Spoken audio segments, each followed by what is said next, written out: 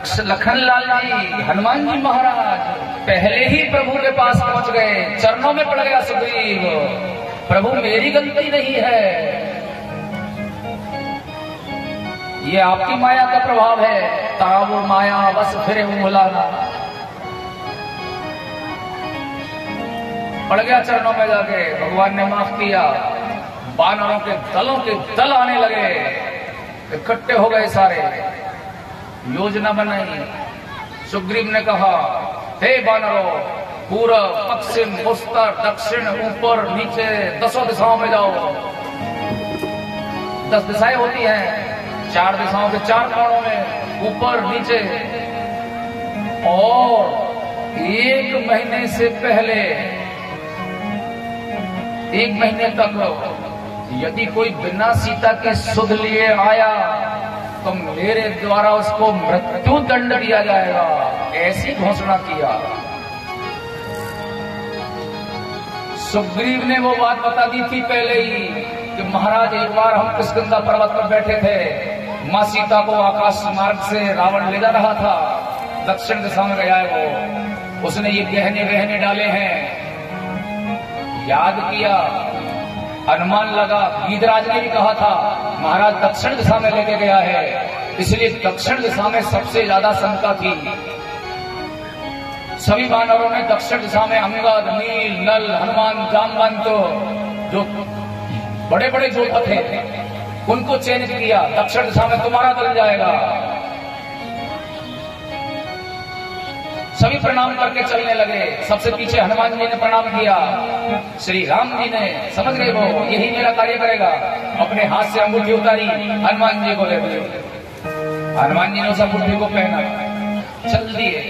चलते चलते उछल कूद करते वानर जंगल में काफी दूर तक पहुंच गए। प्यास लगी, हे हनुमान, वानरों ने कहा प्यास की वजह से हमारा जी निकलने वाला है, कृपा कीजिए। लगाई छलांग, जय श्री राम बोला, एक पर्वत पर चढ़े, वहां से देखा कुछ जीव जंतु उड़ रहे थे, पक्षी। हनुमान जी बुद्धिमान है, उन्होंने अनुमान लगा लिया जहां पक्षी उड़ रहे वहां पानी जरूर होगा। सभी को लेकर वहां गए, वहां एक विवर थी, विवर मेरी माताओं, गुफा को कहते हैं गुफा, हम जमीन के अंदर एक गुफा थी, कोई नहीं घुसा। सबने कहा हनुमान तुम पहले घुसो। हनुमान जी घुसे अंदर, वहां एक तपस्वी बैठी हुई थी। उसने कहा अरे बंदरों, तुम्हारी ये हिम्मत, इस गुफा में कोई नहीं घुसता है, अब तुम घुस तो गए हो लेकिन बाहर नहीं जा सकते, इधर आओ, कौन हो? परिचय दिया, हम राम के दूत हैं, मां जानकी का हरण हो गया, उसको ढूंढते फिर रहे हैं। वो बड़ी प्रसन्न हुई, उसने कहा खाओ फल, फिर मेरे पास आओ, इस गुफा से तुम बाहर नहीं जा सकते हो, मैं भेजूंगी, स्नान करो, फल खाओ, फिर मेरे पास आओ। ऐसा ही किया वानरों ने। आंख बंद कर लो साहब, बोलना नहीं।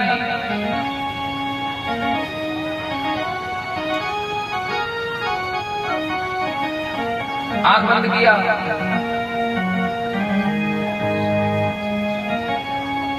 तुरंत शंका भी हो गया, पता नहीं आंख बंद के क्या करेंगे।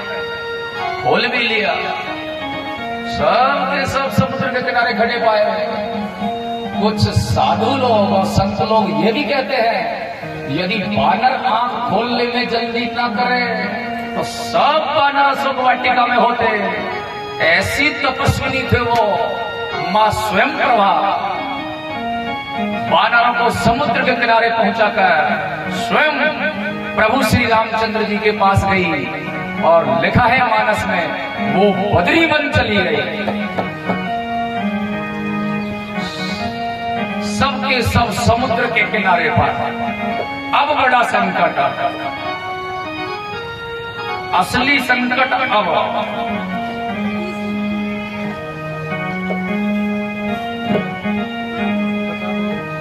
वानर थे, जमीन के भाग पर उछल कूद करते चल चले,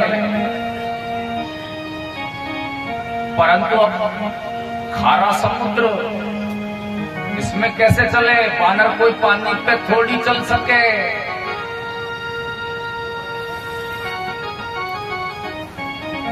अभी सोचने लगे दो ही प्रकार अब मृत्यु हमारी, वापस चलेंगे तो सुग्रीव मारेगा,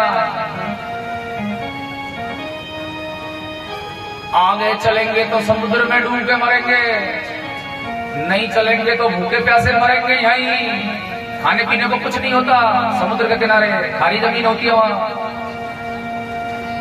पानी नहीं पी सकते। मरना दो ही प्रकार मृत्यु है हमारी, ऐसा सोचकर विचार कर रहे थे। अंगद को उसका नायक बनाया भगवान ने, तू नेता है इनका, ये सब बानर तू कहेंगे वैसे करेगा। सुग्रीव ने कह के भेजा था, तू कहे तो सोएंगे, तू कहे तो चलेंगे, तू कहेगा वो कहेगा, तू नेता है अंगद। अंगद को नेता बनाया। अंगद ने की कही, भैया सुनो, दोनों प्रकार से हमारी मृत्यु है, लेकिन मैं तुम्हारा नेता हूं, मैं तुमको सब तो फ्री करता हूं, मैं तो कहीं जाऊंगा नहीं, मैं तो यहीं मरूंगा, लेकिन मैं तुमको स्वतंत्र करता हूं। भाग जाओ कहीं जंगलों में, गुफाओं में डूब जाओ, वापस मत जाना महाराज सुग्रीव के पास, नहीं तो वो मार देंगे। यहां रहोगे तो वैसे ही मर जाओगे, छुपे रहना, मैं तुमको सबको स्वतंत्र करता हूं। सभी वानरों ने कहा, अंगद जी आप मरोगे तो हम भी मरेंगे, हम नहीं जाने वाले कहीं भी।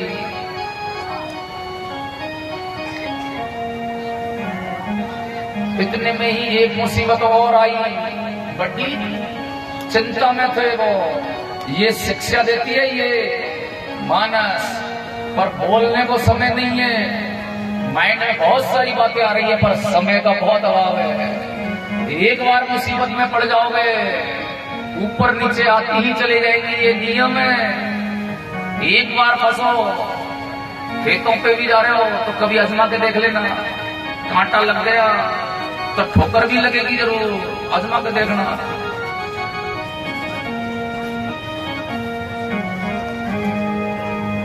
कहीं जाना है टाइम पे बस आती है, नहीं जाना है तो रोज देखते हो खड़े रहते, बिल्कुल टाइम पे खड़ी है, लेकिन एक दिन जाना है, उस दिन परेशानी आएगी। ये सब कुछ ऊपर वाले के हाथ होता है, अपने हाथ कुछ नहीं है, एक एक पल बता हुआ है। दूसरी मुसीबत आई, एक संपाति नाम का गिद्ध था, वो गुफा में चिपका पड़ा था, बाहर गर्दन निकाली, बड़ा खुश हुआ, ओहो बड़े दिन का भूखा मर रहा हूं, आज इन वानरों को खा के बहुत लंबी भूख मिटेगी, ऐसा कहने लगा वो। उसको देखकर तो वो बिल्कुल ही मर गए। भूखे प्यासे तो 2-5 दिन जीते, ये नहीं जीने देगा 10 मिनट भी, अभी मारेगा चोंच, सबको खा जाएगा। अंगद जी ने हिम्मत बांधी और उसको सुनाकर कहने लगे, ये भी एक गीत है, जटायु भी एक गीत था, जिसने भगवान राम के कार्य को करते समय अपने प्राणों की बलि दे दी। संपाति ने कहा, रे वानर क्या जटायु जटायु कर रहा है, मेरे को बता क्या बात है। जटायु मारा गया? हाँ, लेकिन तुम कैसे जानते हो, तुमको क्या? अरे वो मेरा भाई था जटायु, मैं संपाति हूं। बड़ी जान थी दोनों में हमें, जब हम जवान थे शर्त लग गई, सूर्य को कौन छुएगा। दोनों भाई सूर्य की तरफ उड़ चले, वो डर गया, वापस आ गया, पंख चलने लगे तो मुझ में घमंड ज्यादा था, मैं चलता ही रहा, सूर्य नारायण के प्रकाश से मेरे पंख जल गए, मैं यहीं आ गया। यहाँ पर एक चंद्रमा नाम के मुनि थे, उन्होंने मुझे संभाला और वो ही कह के गए, जब तक इसी स्थान पर इसी गुफा में रहना, जब बहुत सारे वानर राम के कार्यों को करने के लिए आएंगे, उनसे तेरी मित्रता होगी तब तेरे पंख निकल जाएंगे। ये मुझे चंद्रमा नाम के मुनि ने कहा है, आज उनका वचन सिद्ध हुआ दिख रहा है। डरो मत, आओ मुझे खींच के समुद्र तक ले चलो, मैं मेरे भाई को तिलांजलि दे देता हूं। उसने तिलांजलि दिया है जटायु को। मैं देखूं तुम नाही दीदी दृष्टि अपार, मुझे दिखाई दे रहा है, यहां से मैं देख रहा हूं, दिग्विजय बहुत दूर तक देख सकता है। सीता अशोक वाटिका में बैठी है, जो भी वानर समुद्र को पार करेगा वही सीता माता की खोज करेगा। ऐसा कहा उसने, उसके पंख निकल गए और वो वहां से उड़ गया। अब सब वानर बैठे रह गए। इसने पता ही बताया, कोई मदद नहीं की। पता जरूर बताया अशोक वाटिका में है, लेकिन जाएगा वो, अब जाए कौन? हनुमान जी कथा में आपने सुना था, मैंने सुनाया था, हनुमान जन्म के दिन वो बलभूल थे, उनको बल याद नहीं था कुछ भी। दिलाते तब होता है। हनुमान जी को कभी भी भोग प्रसाद लगाने जाओ मंदिर में, कितना ही भोग लगा लो कोई फायदा नहीं है। इसीलिए हनुमान जी को आवश्यक रूप से हनुमान चालीसा सुनानी चाहिए, तब वो ध्यान करते हैं। बिना हनुमान चालीसा के कोई लाभ नहीं। वो हमेशा राम भक्ति में लगे रहते हैं। तुमने भोग लगाया नहीं लगाया, गए नहीं गए, कोई ध्यान नहीं। जब आप हनुमान चालीसा बोलोगे, दुर्गम काज जगत के स्वगम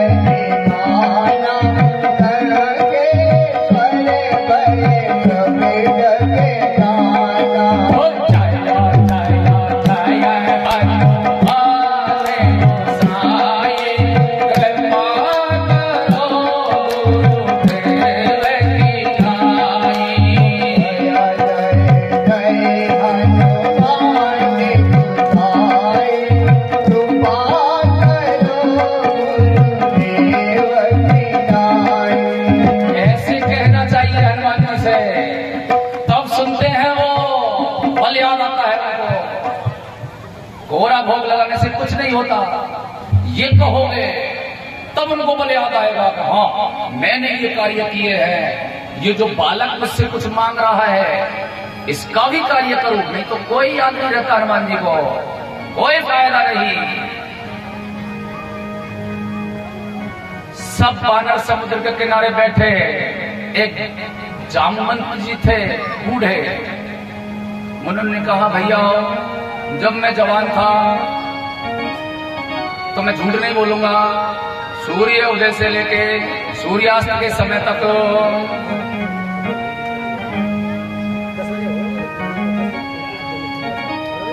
राजा बलि के यहाँ 52 अवतार में भगवान 52 में 3 पेड़ में तीनों लोकों को नापा था। उसकी उन तीनों लोकों की सुबह से लेके शाम तक प्रदक्षिणा कर दिया करता था, परिक्रमा कर दिया करता था। लेकिन अब तो मैं बूढ़ा हो गया, कोई सहायता नहीं कर सकता तुम्हारी।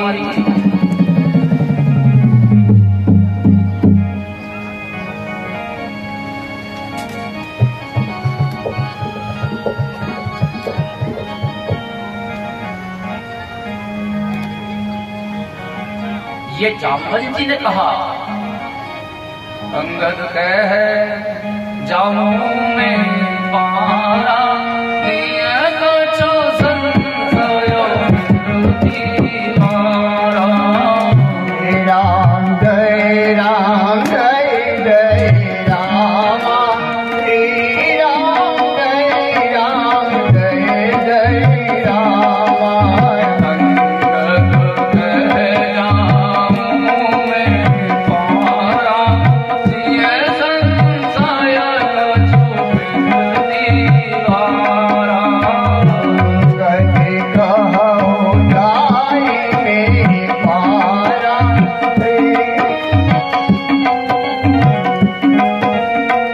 अंगद जी ने कहा मैं इसके पार तो जा सकता हूं, लेकिन मुझे संशय है कि मैं वापस आऊं नहीं आऊं।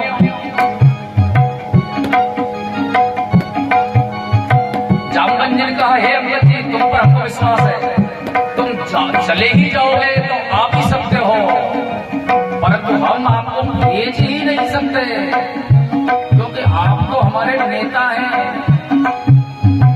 अरे भाई सीधी सी बात है, अगर युद्ध लड़ना है तो सबसे पहले राजा थोड़ी जाएगा, पहले सेना फिर मंत्री, तो कोई नहीं बचेगा तब नंबर राजा का आएगा। तुम तो हमारे नायक हो, हम तुमको भेज नहीं सकते, ऐसा कहा जामवंत जी ने।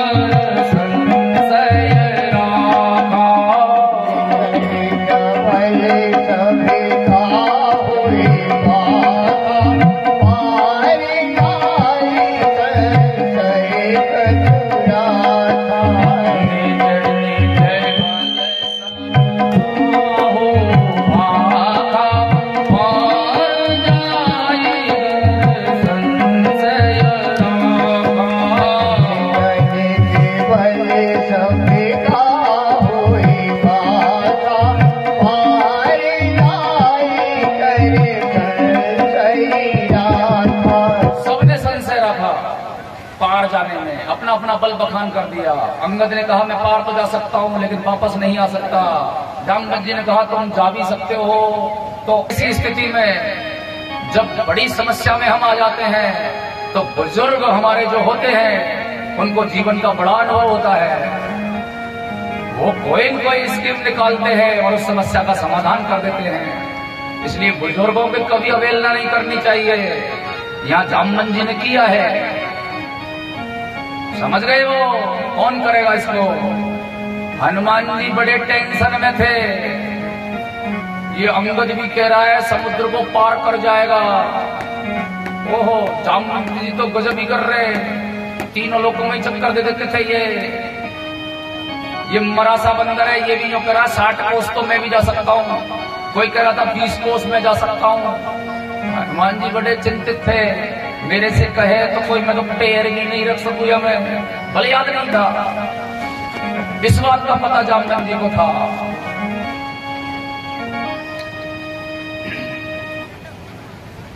एक है